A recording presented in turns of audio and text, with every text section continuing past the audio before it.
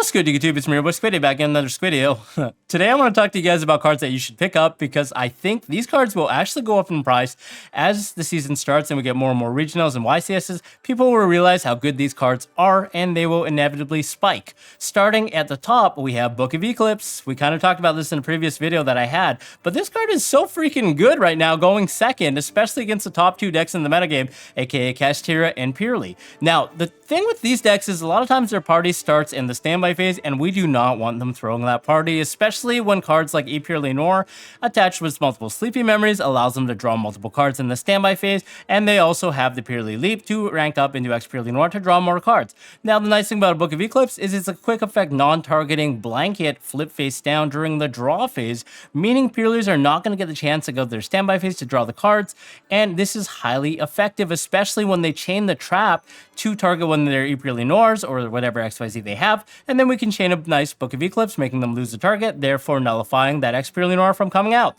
Another problem card in the metagame, Arise Heart, and also to an extent, Kashtira Shangri-La and Fenrir. Shangri-La obviously activates in the standby phase, so that's a no-no, especially if they have the field spell face up, meaning they could potentially get a pop out of that. Also, being able to take care of the Fenrir and the Arise Heart makes it a lot more valuable against cards like Book of Moon, for example, which only target one monster, or blanket board wipes, because Arise Heart may have the Infinitrack Goliath attached to it, meaning that it would not be able to be destroyed by card effects. So this card actually comes in very clutch, being able to flip face down. And I think that the secret rare is only like $1 right now, as well as the super rare from the AP Astro Packs. They ended up going somewhere around $50 and even $20 at one point at the peak of this card's playability in the past. So I definitely think you guys should go pick up this card in a playset since it's so freaking cheap, and it's going to be good forever in Yu-Gi-Oh! I think blanket face down non-targeting, keyword non-targeting, guys. This is always a good thing in Yu-Gi-Oh! Next, I want to talk about these cards that you guys have probably seen as bulk in your local game store, the TISTINAs. We have Crystal God TISTINA as well as Demigod of the TISTINA, specifically being secret rare and ultra rare respectively. These are cards that no one think is good right now, and they're only a couple of dollars each. I think Demigod is literally bulk under $1, while Crystal God is about $3 for the secret rare. You could also level up and get the special quarter rare secret rares, so the Starlight, cheap Starlight Walmart ripoffs that are only around $30 right now, which I think are pretty cheap. Now, the thing about TCG exclusives, as we already know, is that they come in waves. They typically come in one booster pack as wave 1, and then the rest of the support either comes in wave 2 in the next set or the set after that. And in the history of Yu-Gi-Oh! We have had a lot of TCG exclusives, but it seems like no one ever learns that, you know, these cards are never playable in wave 1. We had like Libromancer, it was not very playable, but then we got wave 2 of Libromancers, they were playable with the YCS. I even played them in the WCQ last year, they were very powerful. And same thing with Gold Pride. Everyone thought the cards were bulk when they first came out. They were kind of ragging on Konami, saying, oh, these cards are terrible.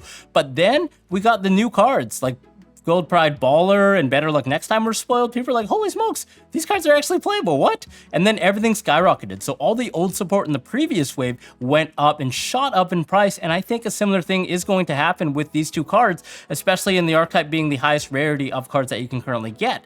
And there happen to be level 10s, which already has some decent support. We have that new spell card, the Sword, that allows you to draw 2 cards by sending a level 10 in the graveyard.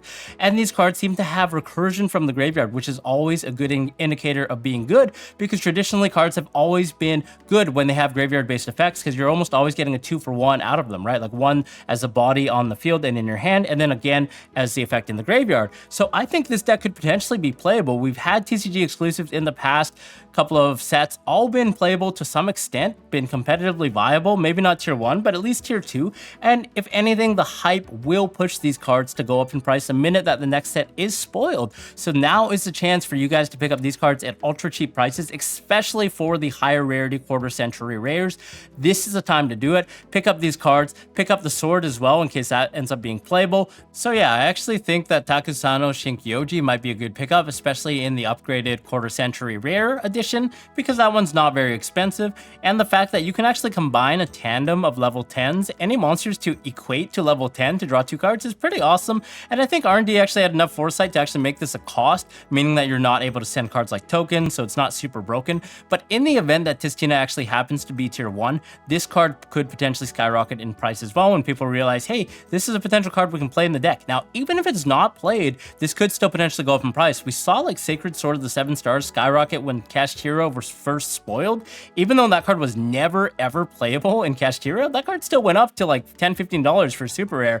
So this could be another indicator of that same success. So I would recommend you guys, if you have the chance to pick up a couple of bulk copies in trades, might as well go for it anyways. The next card I want to talk about is also from a side set, but this is Volcanic Trooper. This is a core component in the Volcanic support that's ranging from about $5 to $7 right now. It's essentially a Stratos for any Volcanic card from your deck to your hand, which is pretty nuts. And in addition to that, he has an additional effect where you can discard a card to special summon a bomb token to your opponent's field, so that effectively turns off things like Infinite Impermanence, Evenly Matched. I mean, this is basically the card that ties the Volcanic archetype together at the current moment in time. So I think the minute that Volcanic actually potentially do well at like a regionals or a higher event, people are going to go nuts for the archetype and start buying the heck out of this card specifically because it's a core card. And being an ultra rare from a side set means it will not be reprinted for a long time. This side set will probably run out of stock after some given period of time, and people will want this card, especially if they want to play Volcanics. Now, I'm not saying Volcanics are tier 1 or super competitive, but after having read the cards, I think there's something there for sure. They could potentially be mixed into another engine, but the minute that especially Arise Heart sees a ban and we don't have to deal with cards getting banished and graveyard strategies are reliant again, potentially Volcanics could do some damage in the metagame, at least at a regional level or somewhere around that tier level, so people will want to pick up the cards. So now's a good time to kind of pick up this cards. If you can get a playset for like 15, why not? Chuck them in the binder for now and then wait until people actually want this card and then flip them for higher. The next card I want to talk about that could be good in the metagame if Arise Heart sees a ban is actually Forbidden Droplet. Now, if Arise Heart goes, then this card will actually be highly playable. It's one of the best type of cards in the game, being a quick play spell that can be used on your turn as well as your opponent's. Now, the crazy part about this, unlike cards like Dark Ruler, is it's a quick play, which means you get value out of it going first or second. And now it is in the current state of Yu-Gi-Oh! Where everything is so fast and every card is just like a one card full engine, full combo on top of whatever non-engine you have. Having valuable quick play spell cards like this that can actually clear the smoke in the midst of a long chain or a battle where you go first and you need cards to set, then this is definitely something to take advantage of. And the fact that a lot of monsters can actually get grave effects, we have a lot of cards that were recently printed, like Revolution Synchron. We have like the Adventure stuff. We have a lot of archetypes that don't care about sending stuff to the graveyard. In fact, we want to do it. So we're getting free cost send for Forbidden Droplet. So it just makes it even better. And being able to dodge things like Infinite Impermanence, Effect Veiler, any targeting effects going second means that this card is just nuts. In my opinion, it's really, really cheap. It's been recently reprinted, but people have forgotten about it. So it's not going to be reprinted for some time. And it's under $10, which is absolutely mind-blowing for me, because this card was never under like $50 back in the day when it was actually played at 3 copies in every deck.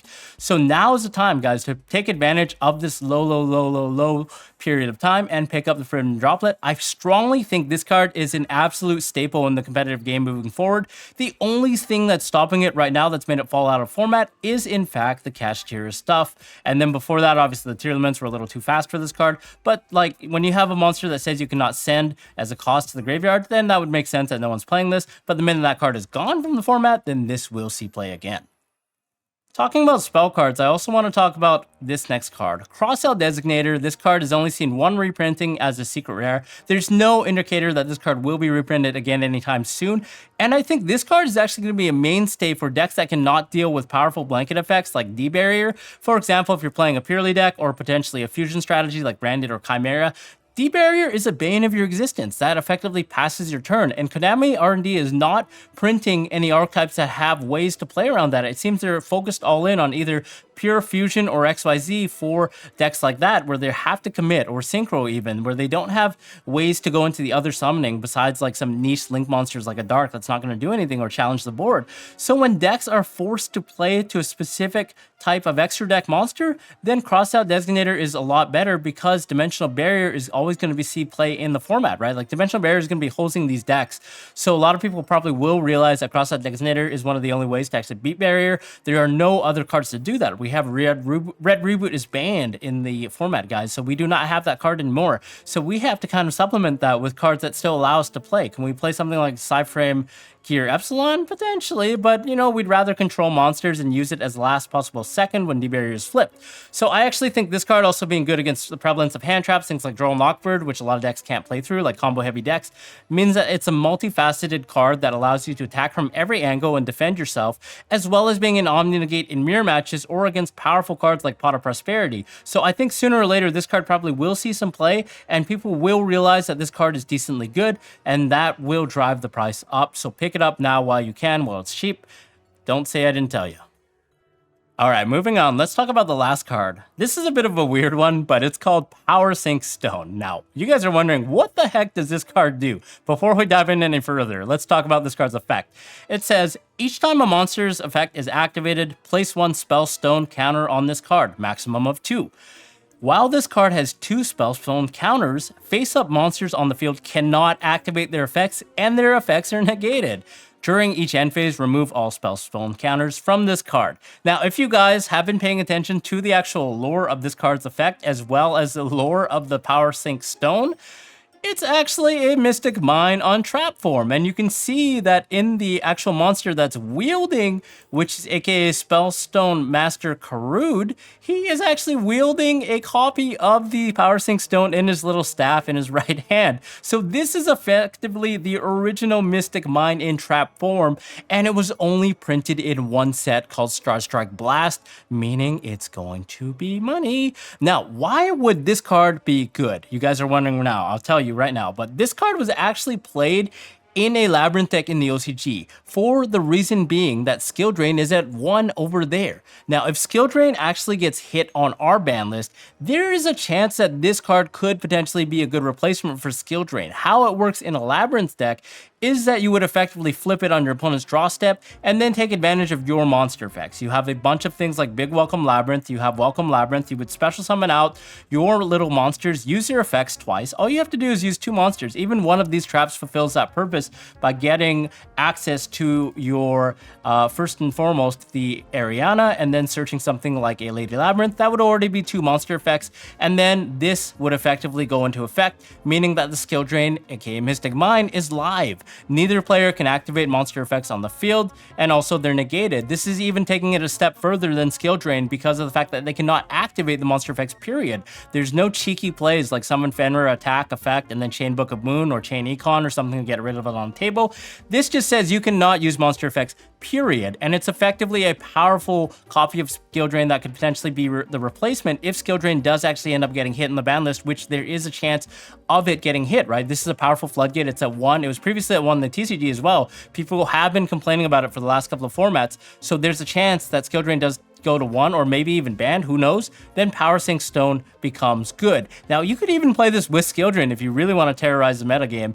And the thing is, again, going back to the original printing being in Starstrike Blast, which is a side set, well, a main set, but it's effectively a side set because no one could ever find that set. That set was so short printed. Everything in that set that became playable at a later time, which there were a lot of cards for some reason, became expensive. So we had cards like Glow Up Bulb that were really expensive, Watt Giraffe.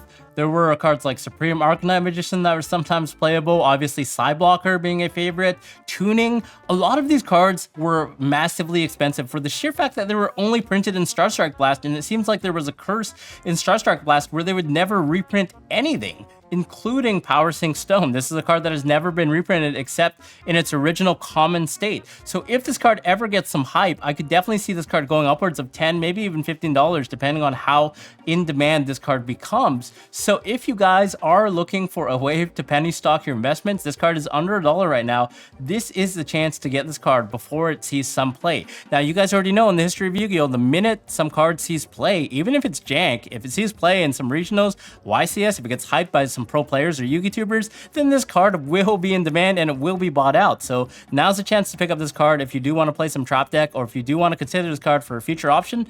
This is it. Other than that, I'll see you guys in the next video. If you guys have any cards that we missed, definitely let us know in the comments below. Rate, comment, and subscribe, and we'll see you later.